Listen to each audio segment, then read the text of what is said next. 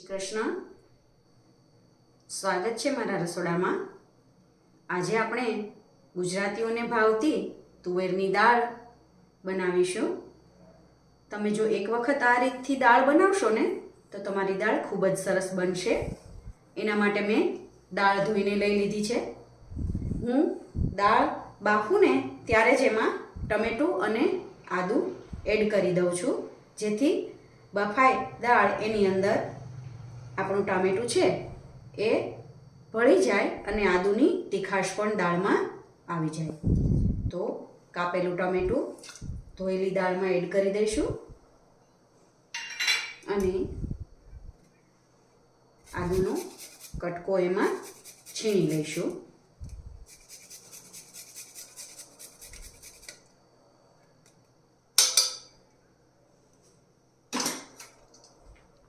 સ્વાદ મુજબનું મીઠું બાફવામાં થોડું નાખીશું, પછી હજુ આપણે વઘાર કરીશું ને ત્યારે બીજું મીઠું જરૂર મુજબનું એમાં એડ કરીશું। હવે આને મીડિયમ આંચ પર આપણે બાફી લઈશું।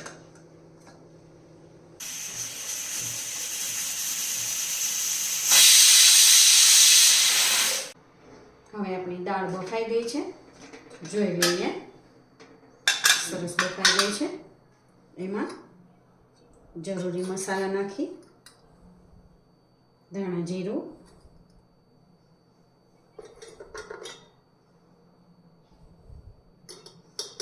લાઈટ એવી જ લાલ મરચું આપણે નાખીશું।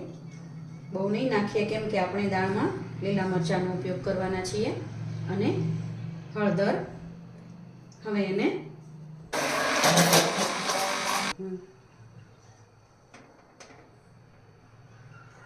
દાળ બ્લેન્ડ થઈ ગઈ છે।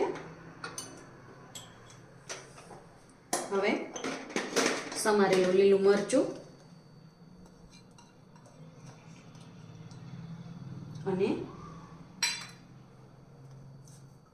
સ્વાદ મુજબનો ગોળ એમાં એડ કરી દઈશું અને દાળને ધીમા તાપે ઉકળવા મૂકી દઈશું। દાળ સરસ ઉકળી ગઈ છે।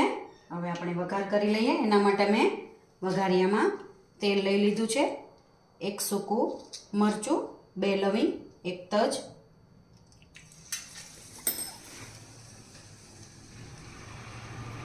હવે રાઈ, જીરું અને હિંગ। હવે આ વઘાર આપણે નાખી દઈશું।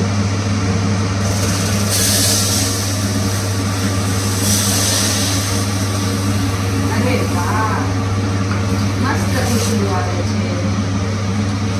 હવે આને આપણે થોડી વાર માટે ઉકળવા દઈશું।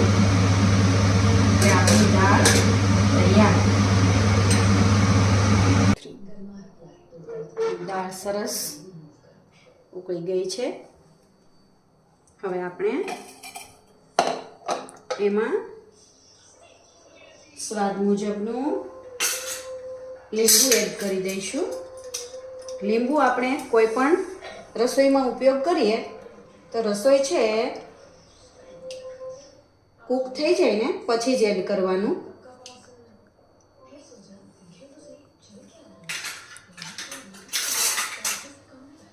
હવે હલાવીને આપણે દાળ સર્વિંગ બાઉલમાં કાઢી લઈશું।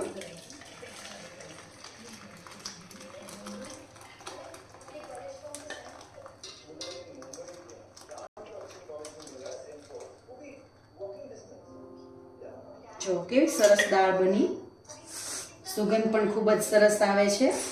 હવે એને આપણે લીલા ધાણાથી ગાર્નિશ કરી દઈશું।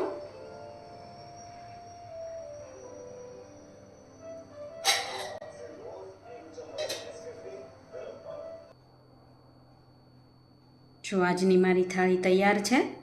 બટેટાનું શાક, દાળ ભાત, દહીં, રોટલી, પાપડ અને ગુંદાનું અથાણું।